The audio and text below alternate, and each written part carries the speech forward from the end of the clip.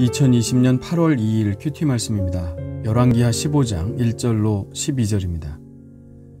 이스라엘 왕 여로보암 제27년에 유다 왕 아마샤의 아들 아사랴가 왕이 되니 그가 왕이 될 때의 나이가 16세라. 예루살렘에서 52년간 다스리니라. 그의 어머니의 이름은 여골리아라. 예루살렘 사람이더라.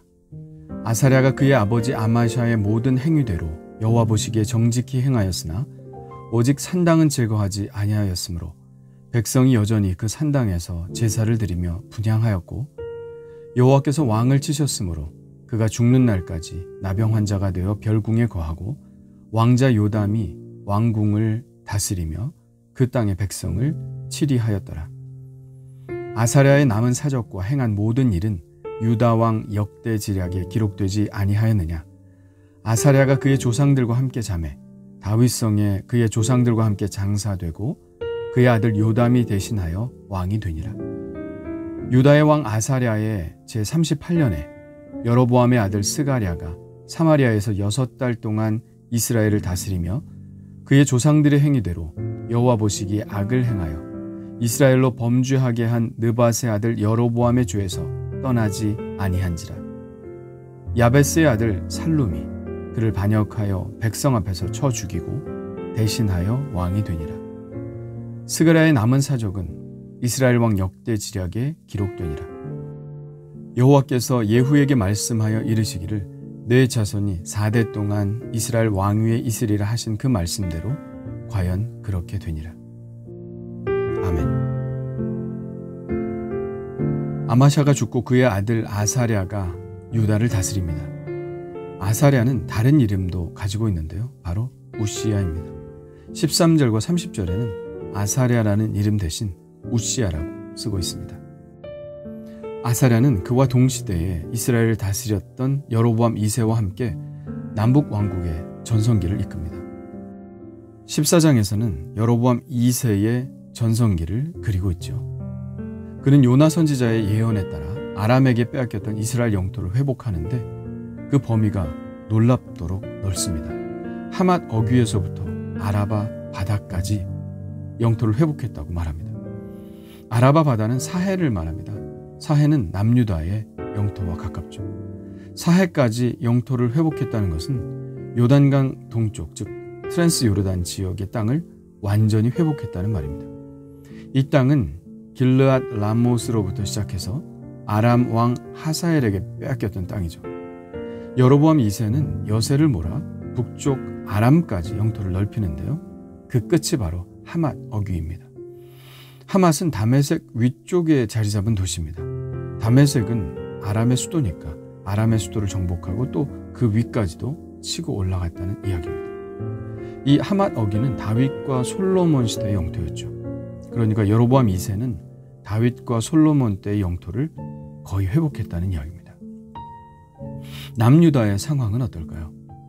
아마샤는 에돔을 정복하긴 했지만 이스라엘과의 싸움에서 처참한 패배를 당하고 왕의 자리에서도 물러납니다. 그리고 그의 아들 아사랴가 곧 우시야가 왕이 됩니다. 16살 때 왕이 되어 무려 52년간 유다 왕국을 다스리는데요. 므낫세 다음으로 가장 오래 왕의 자리에 있었던 왕으로 기록되고 있습니다.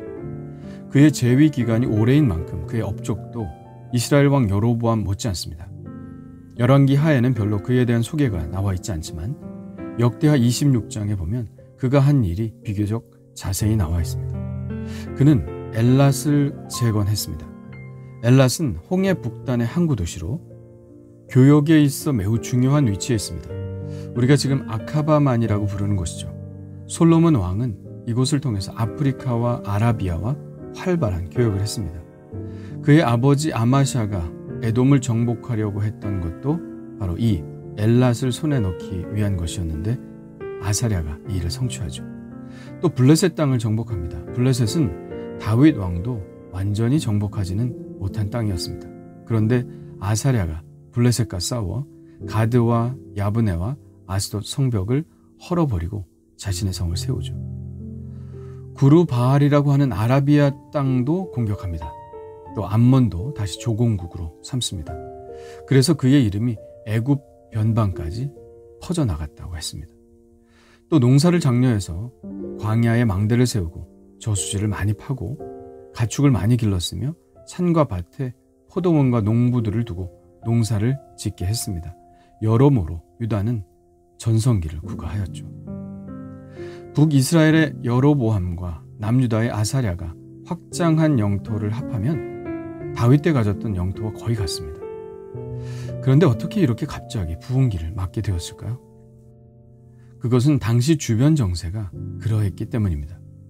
그때는 남북 왕국 모두에게 가장 큰 위협이 되었던 아람의 세력이 급격히 약화되었던 시기입니다. 그것은 당시 근동 지역의 가장 큰 패권국으로 부상하고 있었던 아수르의 영향 때문이었습니다. 아수르의 공격으로 아람이 맥을 못 추고 있는 사이에 이스라엘의 남북 왕국은 영토를 확장할 수 있었던 것이죠. 그러나 그것은 정말 잠시 동안이었습니다. 아수르라는 가장 강한 나라가 점점 세력을 키우고 있었죠. 폭풍 전야의 잠잠함을 누리고 있었을 뿐입니다. 곧 닥쳐올 패망의 그림자를 느끼지 못한 채 말이죠. 그런 것을 보면 우리의 교만은 얼마나 착각인지 깨닫게 됩니다. 우리는 흔히 일이 잘 되면 내가 잘나서 잘 되는 것인 줄 착각을 합니다. 주변 여건이 그렇게 만들어준 것일 수도 있고 아직 더 강한 것들이 나타나지 않은 것일 수도 있는데 말이죠. 호랑이 없는 골에 토끼가 왕노릇한다는 속담이 있듯이 더 센 것이 나타나면 우리의 교만의 실체가 얼마나 부질없는 것인지 알게 됩니다.